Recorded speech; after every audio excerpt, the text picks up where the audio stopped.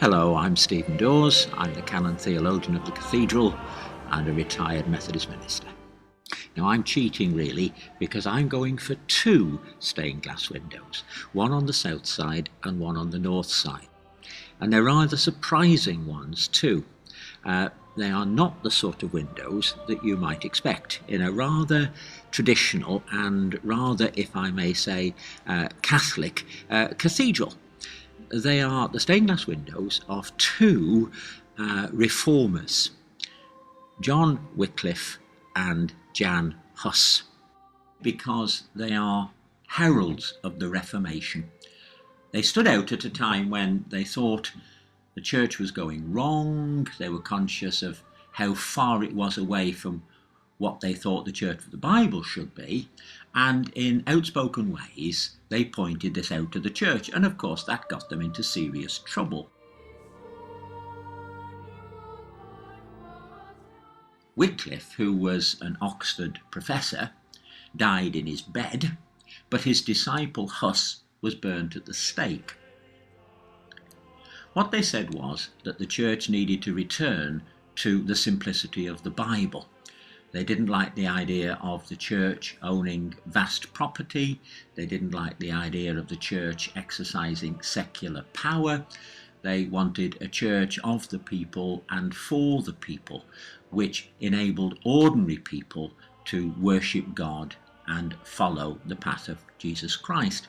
And one of the things that Wycliffe did, of course, in pursuing that agenda was to give us the first full English translation of the Bible.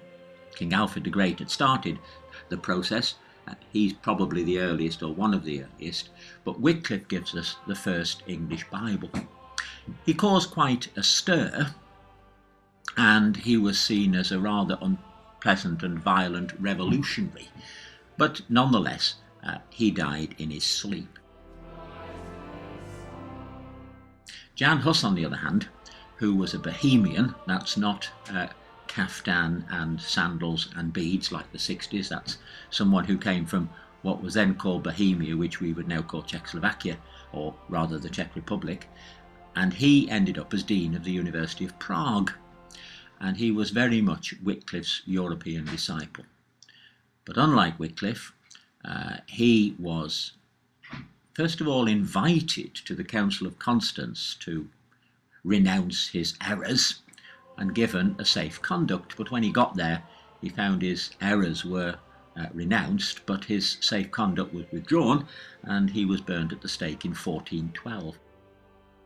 So we've got these two characters, Huss and Wycliffe, standing for the Protestant Reformation, that important side of Christianity. And I like those stained glass windows because they represent that, because there's no other stained glass window, to my knowledge, in the cathedral representing that. No Luther, no Calvin, no Zwingli, and sadly, nothing either of William Tyndale, the first and great Bible translator who translated from the original languages for us. So, in the absence of those great reformers, thank goodness for those stained glass windows of Huss and Wycliffe.